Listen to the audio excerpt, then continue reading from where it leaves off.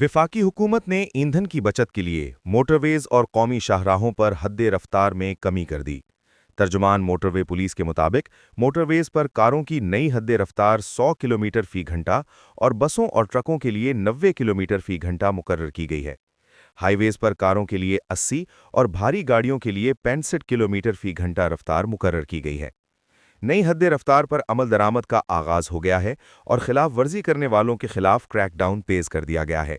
गुज़िश्ता रोज 6,000 से जायद गाड़ियों के चालान किए गए। अवाम को आगाही देने के लिए 1100 से जायद साइन बोर्ड्स और बैनर्स नुमाया मुकामात पर आवेज़ां कर दिए गए हैं। वज़ीर आज़म की हिदायत पर यह फैसला तवानाई के मौसर इस्तेमाल और ईंधन की बचत के लिए किया गया है।